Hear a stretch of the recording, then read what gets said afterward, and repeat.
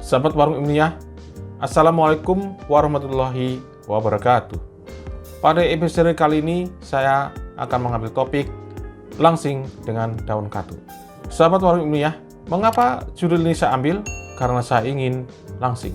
Semua orang ingin langsing, kecuali orang Flores. Menurut berita dari seberang, wanita yang cantik bagi orang Flores adalah wanita yang gemuk dan gendut. Langsing bukan lagi milik para wanita. Ia pun menjadi idola para pria. Pria ingin tampil langsing, atletis, dan kuat. Seperti kata pepatah, banyak jalan menuju Roma. Demikian juga banyak jalan menuju langsing. Jika Anda bertanya kepada ahli Reiki Tummo tentang kiat langsing, mungkin ia akan menjawab dengan berdiet, olahraga, dan terutama melakukan terapi ala Reiki Tummo. Tentu saja jawaban ini akan berbeda jika Anda bertanya kepada ahli Tedada Kalimasada. Ya, banyak orang berpantang ini, berpantang itu, hanya ingin langsing. Pokoknya segala jalan ditempuh. Banyak yang gagal seperti saya, tetapi banyak pula yang berhasil. Mengapa kita ingin langsing? Apakah karena hanya ingin tampil seksi, atletis, atau semacamnya? Di bahasa ini banyak orang ingin langsing. Bukan saja karena ingin seksi, tetapi juga dikarenakan tubuh yang ideal memberikan dampak positif bagi kesehatan manusia. Telah diketahui secara luas bahwa badan yang gemuk merupakan sumber penyakit. Kegemukan dapat merangsang timbulnya berbagai penyakit, antara lain kencing manis, penyakit jantung koroner, kanker, kelainan pada paru-paru, stroke, penyempitan pembuluh darah, menurunkan daya kekebalan tubuh, dan sejumlah penyakit degeneratif lainnya. Penyakit jantung koroner misalnya, merupakan salah satu penyebab kematian penduduk di negara maju maupun di negara berkembang. Bahkan penyakit ini semakin hari semakin bertambah kasusnya. Penyebab utamanya adalah karena perubahan pola makan dari pola makan berserat tinggi ke pola makan berserat rendah, tinggi kalori, dan tinggi lemak. Banyak penelitian epidemiologi, laboratorium, dan klinis yang memperlihatkan adanya hubungan antara tingginya kolesterol total dan kolesterol LDL dengan terjadinya penyakit jantung koroner dan penyakit penyempitan pembuluh darah. Oleh karena itu, telah dikembangkan berbagai macam obat-obatan dari bahan sintetis maupun bahan herbal untuk menurunkan kolesterol. Namun, perlu saya tegaskan di sini bahwa kolesterol dalam jumlah tertentu sangat bermanfaat bagi kesehatan manusia. Yang tidak dibolehkan adalah kalau kita mengkonsumsi kolesterol secara berlebihan.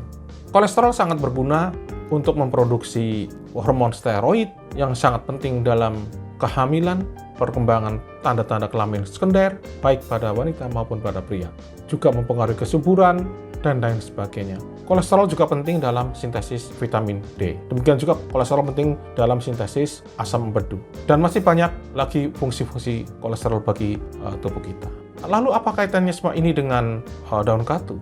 Daun katu telah digunakan oleh wanita Taiwan untuk menurunkan berat badan. Untuk keperluan ini, daun katu di blender dan dibuat jus katu. Jus katu ini diyakini cukup efektif untuk menurunkan berat badan. Selain itu juga daun katu berguna untuk menurunkan tekanan darah, hiperlipidemia, dan konstipasi. Sahabat ilmiah yang berbahagia, daun katu juga kaya akan saponin dan tanin, suatu senyawa yang berperan menurunkan berat badan dan lemak tubuh. Diketahui tanin secara umum mengganggu berbagai aspek dalam proses pencernaan, sementara saponin meningkatkan permeabilitas sel mukosa usus halus yang menyebabkan penghambatan transport aktif zat gizi dan juga kesempatan pengambilan zat gizi oleh saluran pencernaan. Dan juga kesempatan pengambilan zat gizi oleh saluran pencernaan menjadi terhambat.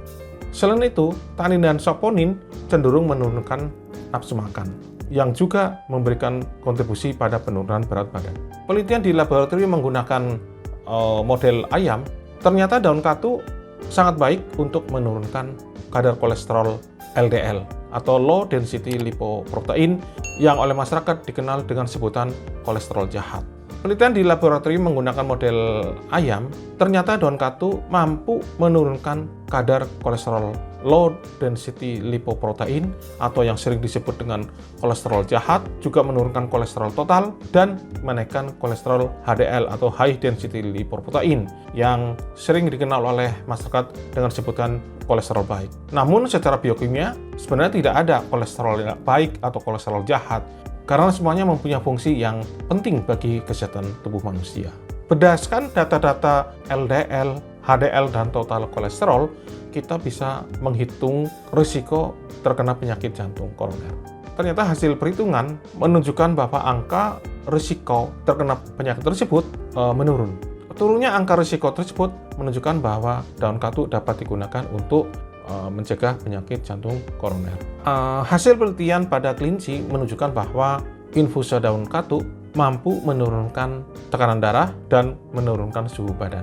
Selain itu, hasil penelitian pada ayam menunjukkan bahwa pemberian daun katu mampu menurunkan penimbunan lemak di bagian perut sebesar 30-50% dan juga menurunkan penimbunan lemak di berbagai area tubuh seperti pada bagian leher, usus, daging, telur, dan lain sebagainya. Percobaan pada ayam petelur, maka pemberian ekstrak daun katu mampu menurunkan kolesterol telur sebanyak 40%. Turunnya kadar kolesterol pada telur ini sangat baik, mengingat mengkonsumsi kolesterol yang tinggi itu dapat meningkatkan risiko terkena penyakit jantung koroner tersebut.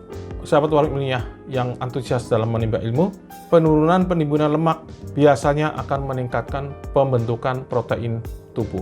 Perubahan ini sangat menguntungkan bagi kesehatan tubuh karena protein banyak diperlukan bagi pertumbuhan sel-sel tubuh, atau juga sangat penting untuk menggantikan sel-sel yang telah rusak. Selain itu, peningkatan pembentukan protein itu akan merangsang pertumbuhan otot, sehingga tubuh selain langsing juga padat dan berisi. Senyawa yang berperan dalam peningkatan pembentukan protein diduga adalah metilpiroglutamat, juga asam glutamat. Senyawa ini diduga akan diubah menjadi glutamat yang kemudian meningkatkan pembentukan protein. Glutamat merupakan bahan utama bagi sel mukosa saluran pencernaan.